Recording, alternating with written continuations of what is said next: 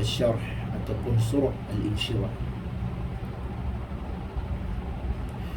Mari kita sama-sama mengenal apakah intipati ataupun kandungan di dalam surah Al-Insyirah ini. Surah Al-Insyirah ataupun juga dikenali dengan nama surah Asy-Syarh, yang bermaksud kelapangan dada, lapang dada. Kerana surah ini merupakan surah yang diturunkan di Mekah kepada Nabi sallallahu alaihi wasallam. Surah ini ada kaitan sedikit sebanyak ataupun berkesinambungan daripada surah Ad-Duha. Surah ini merupakan surah yang ada kesinambungan dengan surah Ad-Duha. Kerana surah Ad-Duha menceritakan tentang nikmat-nikmat Allah yang Allah berikan kepada Nabi secara zahir. Manakala surah Al-Insyirah ataupun surah Asy-Syarh ini berkaitan tentang nikmat-nikmat yang Allah berikan kepada Nabi di dalam Nabi berdakwah. Yakni nikmat berupa kekuatan hati dan juga kelapangan dada yang Allah berikan kepada Nabi. Surah ini mengandungi 8 ayat. Surah Al-Insyirah yang kita bincangkan pada hari ini cenderung berupa nikmat-nikmat yang ma'nawi, yang berupa semangat, kelapangan dada, yang diberikan Allah kepada Nabi untuk berdakwah. Sebab Nabi sallallahu alaihi wasallam berdakwah melalui pelbagai cabaran dan ujian yang getir dalam medan dakwah. Maka dalam hal ini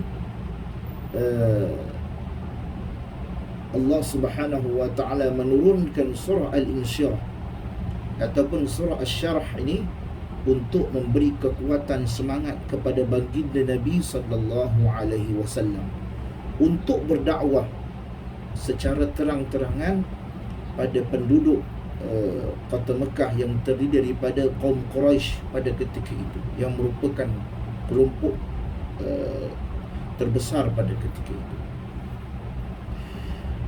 Yang pertama sekali Allah Subhanahu wa taala menerangkan pada ayat yang pertama, Allah kata alam nashrah laka sadrak.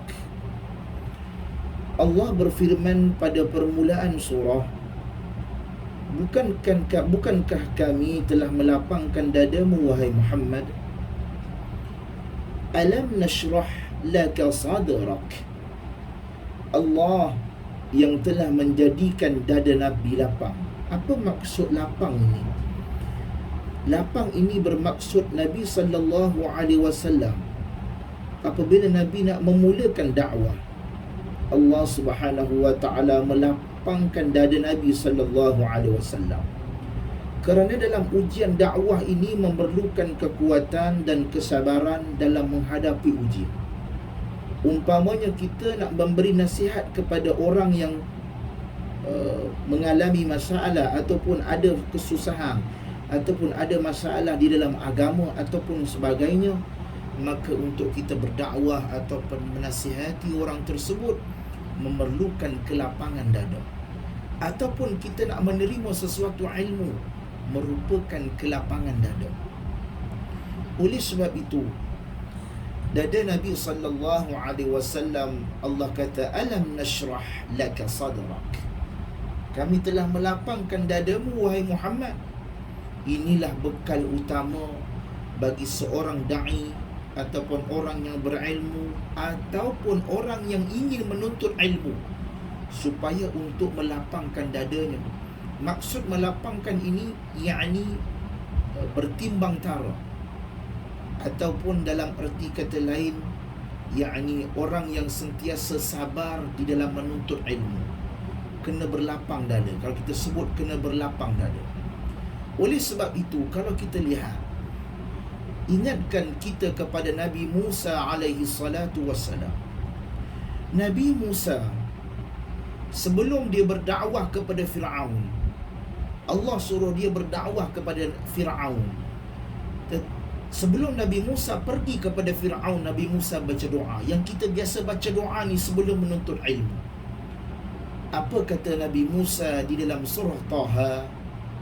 Nabi Musa kata, idhab ila fir'auna innahu tagha. Pergilah kepada Fir'aun, wahai Musa. Sesungguhnya Fir'aun itu benar-benar melampau batas. Nabi Musa kata, qala rabbi shrah li sadri wa yassir li amri wahlul 'uqdatam min lisani yafqahu qawli. Nabi Musa kata, wahai Tuhan, lapangkanlah dadaku. Nabi Musa suruh lapangkan dada, menunjuk kepada sebelum dia nak berkata-kata dengan Fir'aun, nak pergi dakwah dengan Fir'aun, dia suruh Allah doa, dia minta kepada Allah, lapangkan dada. Baru dia sebut wa yassirli amri, permudahkan urusanku. Dan sehingga ayat yang lain, wahlul 'uqdatam min lisani yafqahu qawli, dan lepaskan kekeluan lidah daripadaku agar mereka dapat mengerti perkataan yang aku ucapkan ini. Dakwah. Ini juga doa yang biasa kita baca sebelum kita menuntut ilmu, ataupun kita nak berucap, ataupun kita nak membaca Al-Quran. Kerana doa ini merupakan satu doa yang Allah sebutkan di dalam Al-Quran dan menjadi satu doa rutin yang kita baca. Apa yang menarik di sini, Allah sebut Nabi Musa doa, ya Allah, lapangkanlah dada. Perhatikanlah apa yang telah diminta oleh Musa setelah Allah memerintahkan untuk berdakwah kepada Fir'aun. Pertama kali yang Nabi Musa sebut adalah lapangkanlah dada. Sebab itu bila kita nak berucap, bila kita nak menemui ilmu, kita minta pada Allah, Rabbi syrah li sadri, lapangkanlah dadaku ya Allah, untuk supaya ilmu ini sedang masuk, supaya penuh kesabaran dalam menuntut ilmu. Sebab menuntut ilmu ni kadang-kadang memerlukan masa yang lama. Ada orang tak dapat nak lama, tak tahan, nak cepat habis. Dia pun tak sabar, dia pergi kepada guru yang lain. Lama juga tak sempat habis, dia nak cepat, pergi lagi kepada guru yang lain. Ada satu orang, dia nak belajar, dia pergi kepada satu orang yang lain, lambat habis. Pergi pada satu guru yang lain, tak habis. Pergi kepada satu guru yang lain, tak habis. Akhirnya dia tidak dapat sebarang apa-apa daripada apa yang disampaikan, kerana dia nak cepat habis, nak cepat habis belajar.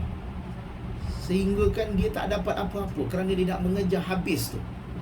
Dia bukan nak mengejar ilmu, dia nak mengejar habis. Bila habis tak ada lah, tak ada apa-apa bukti. Ya, macam kita pergi sekolah, kita tak puas sekolah ni, tak seronok pergi sekolah lain, tak seronok pergi sekolah lain, tak seronok pergi sekolah lain. Adakah kita dikira sebagai menamatkan persekolahan, ataupun tamat sekolah, ataupun kita habis sekolah? Orang tak akan cakap kita habis sekolah, kerana kita berpindah-pindah. Begitu juga dalam menuntut ilmu.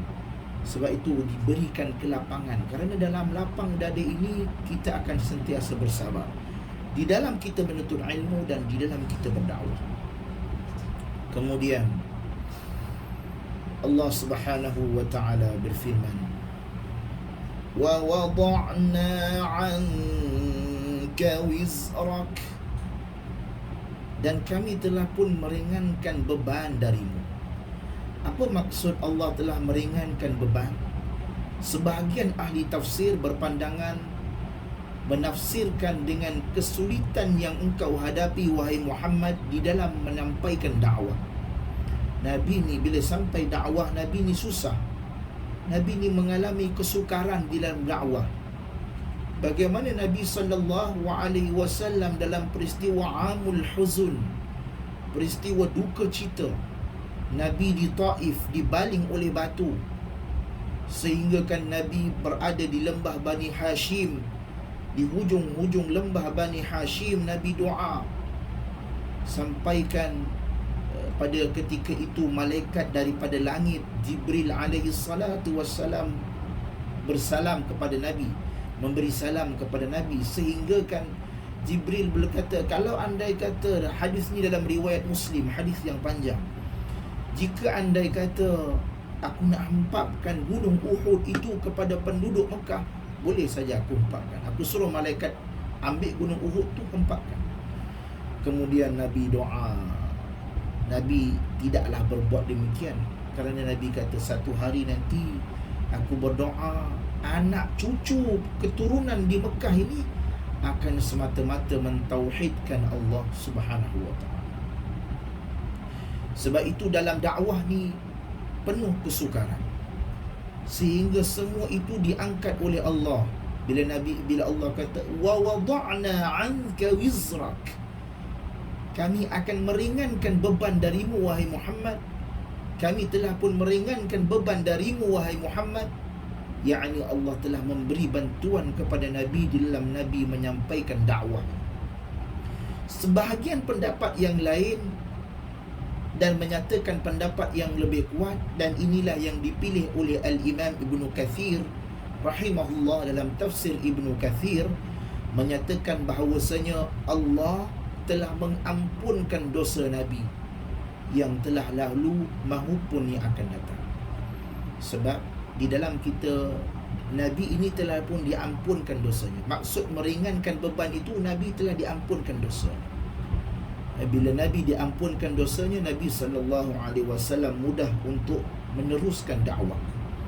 Sebab itu di dalam surah Al-Fath ayat yang kedua, Allah kata liyaghfira lakallahu ma taqaddama min dhanbik wa ma ta'akhkhar. Allah telah mengampuni bagimu dosa-dosa yang telah lalu maupun yang akan datang. Ayat ini Allah merujuk kepada Allah mengampunkan dosa Nabi yang telah lalu maupun yang akan datang. Kemudian Allah kata allazi anqadha dhahrak, yang memberatkan tanggunganmu. Ayat yang kedua dan ayat yang ketiga ini saling berkaitan di antara satu sama lain. Yakni apabila seseorang itu ditanggungi dalam keadaan kesukaran, kesulitan, dosa yang banyak, bagaimana untuk seseorang itu melakukan dakwah? Sebab itu Allah angkat keberatan itu yang memberatkan tanggungan Nabi sallallahu alaihi wasallam. Oleh sebab itu anqadha diambil daripada naqad, yakni suara yang keluar daripada punggung unta. Maksudnya satu bunyi yang keluar daripada belakang unta. Unta ni bila dia ditindih barang ataupun barang yang berat, dia berada di belakang unta, diletakkan, akan ada satu bunyi yang mana merujuk kepada sebenarnya barang itu sangat berat dan membebankan. Oleh sebab itu sehingga membuatkannya merasa berat. Demikianlah Allah membersihkan Nabi, dan secara umum juga kepada orang-orang yang soleh. Sebab itu orang-orang soleh ketika terjerumus ke dalam dosa, maka dia akan merasa berat. Orang-orang yang beriman ni bila dia buat dosa, dia rasa gelisah, tak sedap hati, nak buat apa-apa tak boleh. Maka dia akan merasa malu di hadapan Allah, dadanya merasa sempit dan sangat menyesal akan perbuatannya. Oleh sebab itu Allah menyuruh Nabi agar takut kepada Allah akan maksiat. Maknanya Allah kata janganlah kamu buat maksiat. Allah kata dalam surah Al-An'am, qul inni akhafu in asaitu rabbi azab yawmin azim. Katakan wahai Muhammad, katakan sebegini, yakni aku benar-benar takut akan azab yang besar di hari kiamat jika aku menderhakai Tuhan.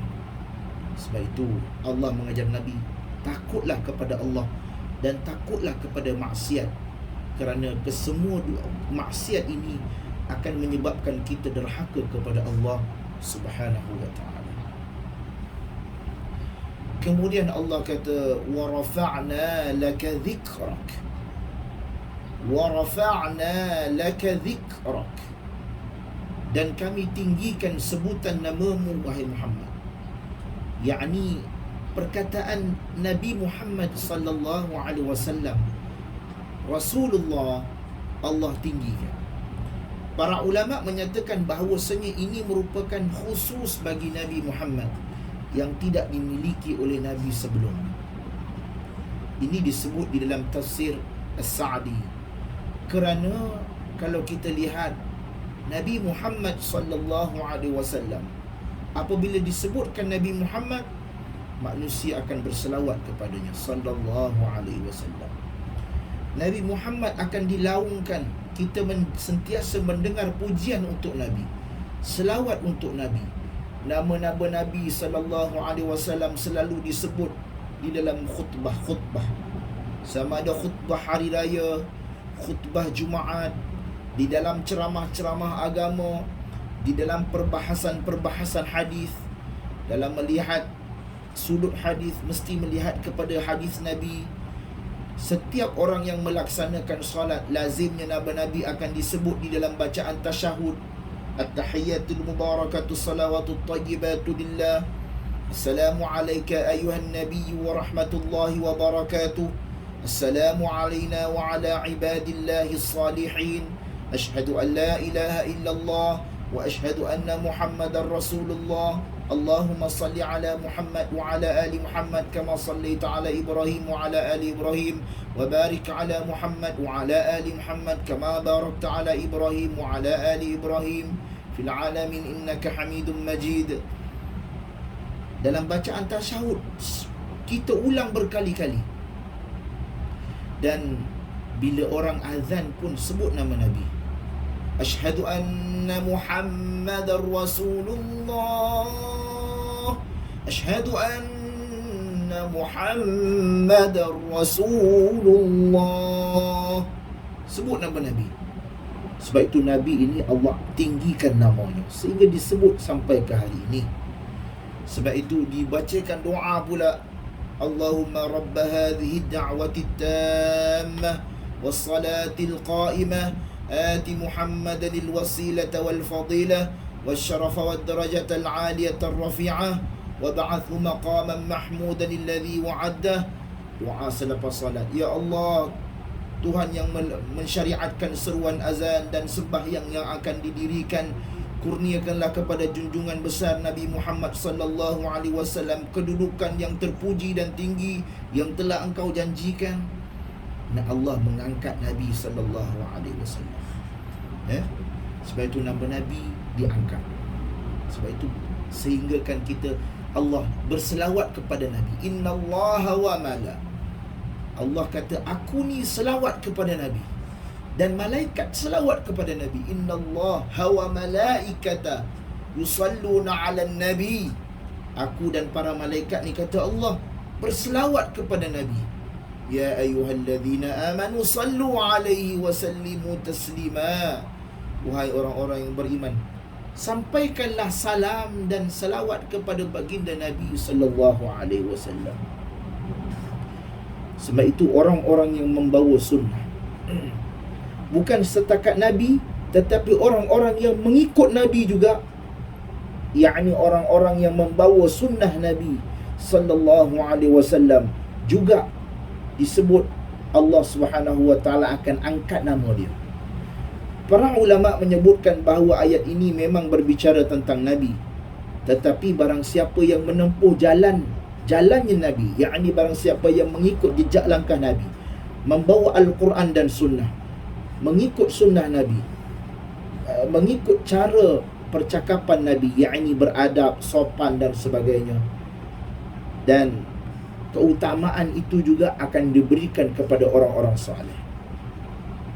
Berkata Ibnu Taimiyah rahimahullahu ta'ala, وَالَّذِينَ أَعْلَنُوا مَا جَاءَ بِهِ النَّبِيُّ صَلَّى اللَّهُ عَلَيْهِ وَسَلَّمَ فَصَارَ لَهُمْ نَصِيبٌ مِّنْ قَوْلِهِ تَعَالَى وَرَفَعْنَا لَكَ ذِكْرَكَ وَرَفَعْنَا لَكَ ذِكْرَكَ فإما أكرم الله به نبيه من سعادة الدنيا والآخرة فللمؤمنين والمؤمنات المتبعين nasibun biqadri imanihim. Orang-orang yang menyiarkan, yakni orang-orang yang membawa apa yang dibawa oleh Nabi sallallahu alaihi wasallam. Ini orang-orang yang menyampaikan dakwah, mengikuti sunnah Nabi sallallahu alaihi wasallam. Kemudian bagi mereka akan mendapat juga apa yang Allah kata, wa rafa'na laka dhikrak, dan kami tinggikan nama bagimu, yakni nama orang-orang yang membawa jalan Nabi ini, kerana kebahagiaan dunia dan akhirat yang Allah kurniakan kepada Nabi-Nya. Maka kaum mukminin yang meneladani beliau, yang mengikuti beliau, mengikuti sunnah beliau, juga akan mendapat bahagian sesuai dengan kadar iman mereka. Ini disebut oleh Ibn Taymiyah dalam Majmu' al-Fatawa, iaitu namanya akan diabadikan oleh Allah. Sebab itu kalau kita lihat, siapa tak kenal Al-Imam Muhammad bin Idris Al-Syafi'i, Al-Imam Syafi'i rahimahullahu ta'ala, Al-Imam Al-Bukhari, Muhammad bin Ismail Al-Bukhari, Imam Muslim, ulama-ulama hadis. Kesemua mereka ini sampai sekarang kita sebut, walaupun mereka telah meninggal ratusan tahun yang lalu, kerana Allah mengangkat nama-nama mereka, kerana mereka menghidupkan dan menyebarkan ilmu apa yang dibawa oleh Nabi sallallahu alaihi wasallam. Oleh sebab itu namanya diabadikan oleh Allah melalui karya-karya, dan nama mereka sering disebut-sebut di dalam ceramah, dalam kajian maupun dalam tulisan. Bayangkan kita menulis Al-Imam Al-Bukhari, Al-Imam Muslim, orang menterjemahkan hadis-hadisnya, orang membuat buku tentang hadis-hadis yang dikarang oleh Al-Imam Muhammad bin Ismail Al-Bukhari. Kita mengikuti satu mazhab Al-Imam Muhammad bin Idris Al-Syafi'i, Al-Imam Syafi'i rahimahullahu ta'ala, satu tokoh yang sangat besar di dalam mazhab. Para ulama menyebutkan Al-Imam Syafi'i sebagai nasir sunnah, pembela sunnah. Maka Al-Imam Syafi'i, Allah angkat namanya menjadi seorang tokoh yang disebut-sebut dan pengikutnya ramai. Di antaranya kita ini, sebahagian rakyat Malaysia, dan buku-buku yang kita baca, kesemuanya menggambarkan tentang ketokohan dan juga pandangan Al-Imam Syafi'i rahimahullahu ta'ala. Kemudian Allah kata, fa inna ma'al usri yusra, inna ma'al usri yusra. Allah ulang dua kali ayat ni. Setelah Allah kata, Allah lapangkan dadamu wahai Muhammad, angkat kesulitan yang membebani pergerakanmu. Kemudian Allah kata, fa inna ma'al usri yusra, inna ma'al usri yusra. Allah kata, maka sesungguhnya ini dalam kesulitan ada kemudahan. Allah ulang lagi sekali, inna ma'al usri yusra. Dalam kesulitan itu ada kemudahannya. Kenapa Allah ulang dua kali? Kerana menunjukkan ini adalah satu penekanan yang khusus, yang Allah kata mesti setiap yang kesusahan itu ada kelapangan, ada jalan keluarnya. Sebab itu para ahli tafsir berkata bahawasanya ayat ini berkaitan dengan kesulitan dakwah yang dihadapi oleh Nabi, sehingga Allah menenangkan Nabi dengan dua ayat ini. Bermaksud Allah betul-betul kata, jangan takut. Kalau kamu susah, pasti akan ada jalan keluar. Sebab itu Allah kata dalam surah At-Talaq, sayaj'alullahu ba'da usri yusra. Allah akan memberikan kemudahan kamu setelah kesulitan. Dalam surah At-Talaq. Sebab itu dalam hadis riwayat Ahmad, sebagaimana Nabi bersabda, wa anna an-nasru ma'as sabr, dan sesungguhnya pertolongan datang bersama dengan kesabaran. Wa annal faraja ma'al karb, dan kelapangan datang bersama dengan penderitaan. Wa anna ma'al usri yusra, dan sesungguhnya bersama kesulitan itu ada kemudahan. Hadis riwayat Imam Ahmad dengan sanad yang sahih. Bermaksud apa dia?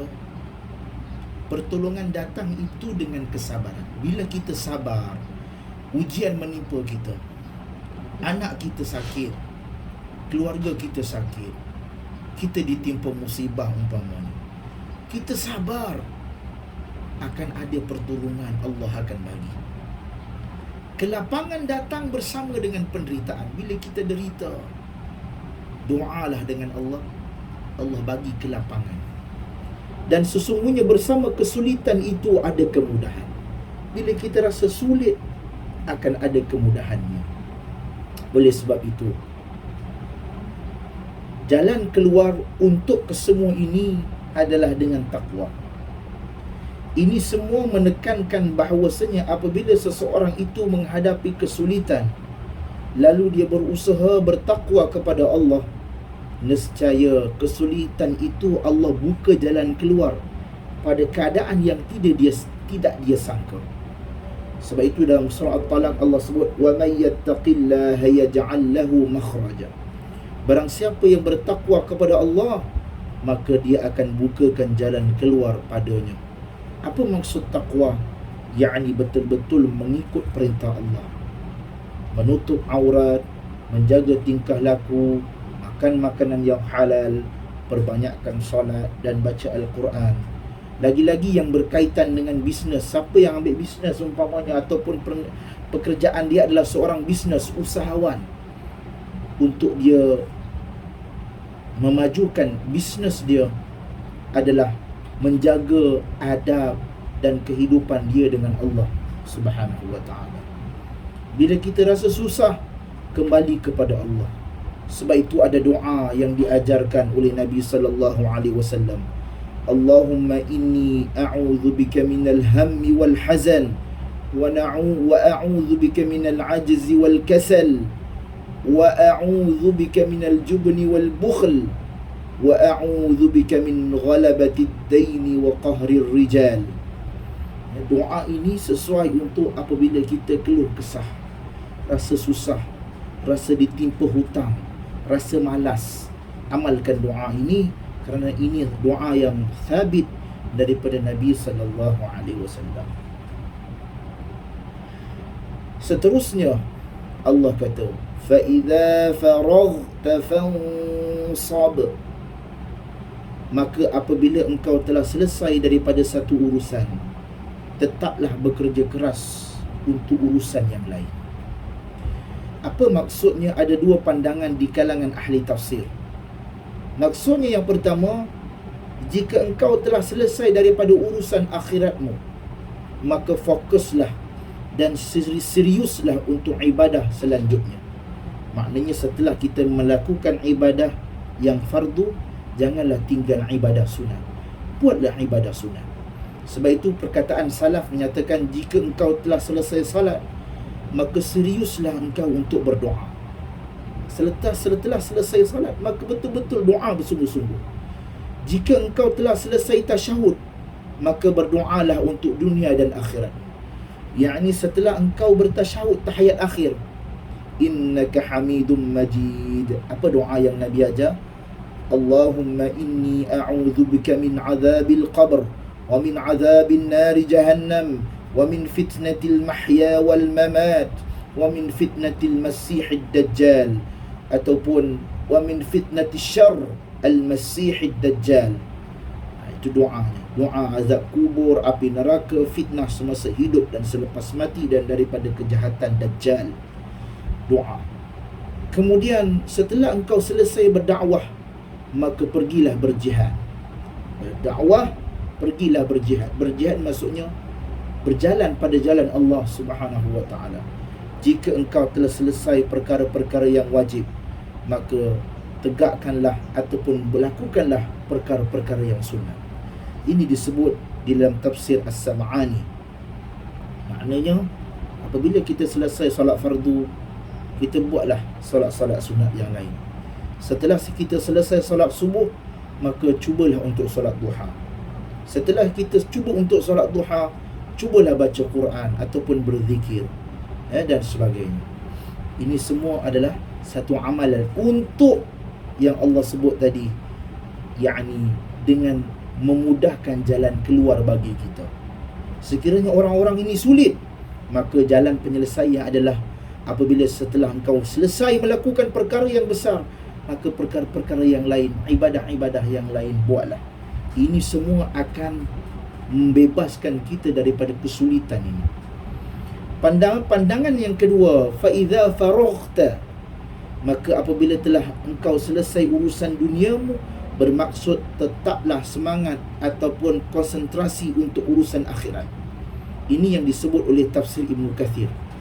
Adapun Al-Imam Tabari memandang ayat ini untuk mencakupi kedua pandangan tersebut. Kata Al-Imam Tabari, kedua-dua pandangan ini tepat dan berkaitan di antara satu sama lain. Ayat ini mengingatkan kita supaya serius dalam beribadah. Bukan hanya serius dalam masalah dunia sahaja, ataupun sebaliknya. Seseorang perlu dengan dunia, tetapi dia lebih terhadap akhirat. Seseorang ini kena dunia. Kita nak hidup mesti kena ada duit, nak makan mesti kena ada duit, tetapi jangan kita lupa akhirat.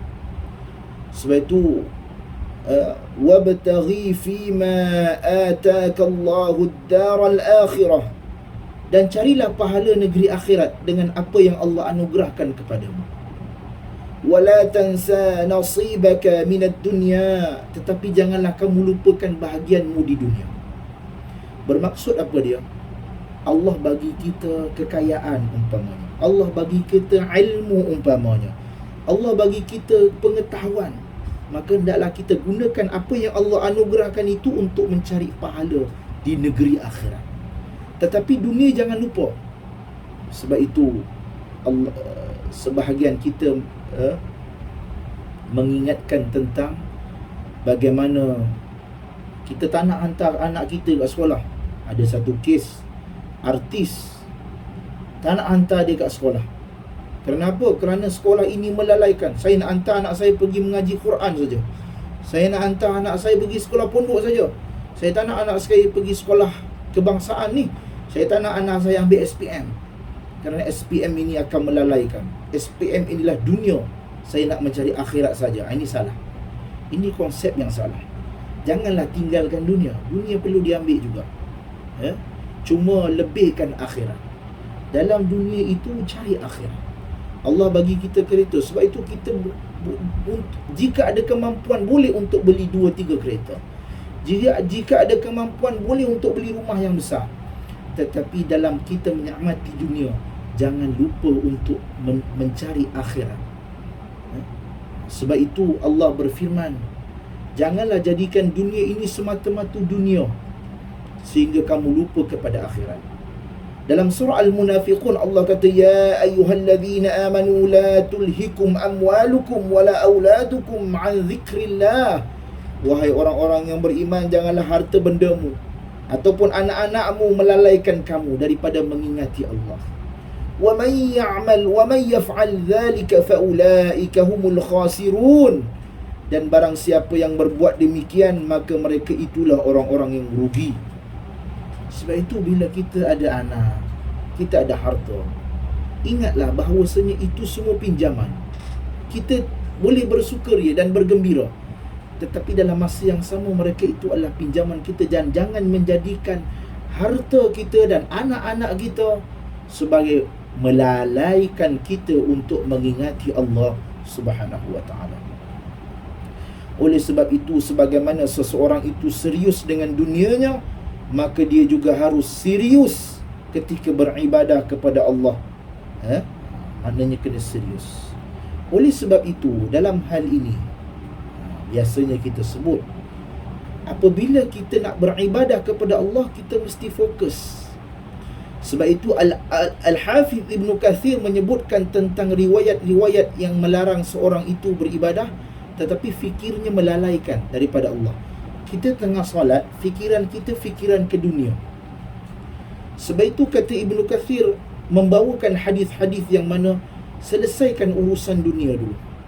Sekiranya kita ada lapar ataupun kita, sebab itu dalam sunnahnya ketika Ramadan, Ramadan ni bulan 3 tahun depan dah Ramadan, ya, maksudnya Ramadan sunnah makan dulu ke solat dulu? Sunnah makan dulu. Sebahagian daripada kita salah. Kita duk makan kurma dulu sikit, lepas tu kita pergi solat. Kemudian dalam solat, imam pun baca pendek, makmum pun lepas salam dia pergi cabut. Assalamualaikum warahmatullahi, Assalamualaikum warahmatullahi. Imam tulis ke belakang, makmum dah tak ada. Makmum pergi beratur, ambil makanan. Kerana lepas salam imam kedua ni, aku mesti terus pergi ke meja makan, kerana aku dah lapar. Sebab itu dalam hadis riwayat Muslim disebutkan, la salah bihadratil ta'am, tidak ada salat ketika makanan telah dihidangkan. Wala wa huwa yudafi'uhul akhbathan, dan bagi pula tidak ada salat bagi orang yang menahan kencing ataupun buang air besar. Kalau rasa nak terberak, jangan salat, pergi berak dulu. Rasa nak terkencing, pergi kencing dulu. Rasa dah tak tahan ni, ustaz dah azan dah, buka puasa makan dulu. Cuma makan secara berpatutan, kemudian barulah salat. Itu sunnahnya. Sunnahnya makan dulu baru salat. Bukan makan sikit solat kemudian makan lagi, tidak. Makan dulu. Apabila makanan telah dihidangkan, makanlah dulu, barulah salat. Itulah sunnah yang diajarkan oleh Nabi sallallahu alaihi wasallam. Dan kemudian yang terakhir Allah sebut, wa ila rabbika farghab, dan kepada Allah lah tempat kamu berharap. yakni Allah lah tempat kita bergantung. Mudah-mudahan bagi seorang Muslim, kita ini hanya mengharap kepada Allah dan tidak berharap kepada makhluk. Kerana barang siapa yang berharap kepada makhluk, pasti dia akan memerlukan bantuan daripada seseorang. Maka kita berharapnya kepada Allah. Kita memohon agar Allah membukakan hati. Sebab itu kalau kita nak minta pertolongan orang, contoh kita susah, kita nak minta pertolongan orang, kita mengharapkan Allah membuka hatinya untuk menolong kita. Ya Allah, mudah-mudahan Engkaulah yang membuka hati, Engkau empunya hati ini, bagilah, bukakanlah hatinya untuk tolong aku ni. Jangan kita agaknya Puan Zuratul ni tolong saya ke tidak ya? Agaknya tolong ke tidak ya? Aduh, harap dia tolong lah. Kita tak doa ke Allah. Dia mesti doa, ya Allah, Engkaulah empunya hati, bagilah, bukakanlah hati dia untuk tolong. Tapi andai kata kalau dia tak tolong, kita pun tak kecewa kerana kita bergantung kepada Allah.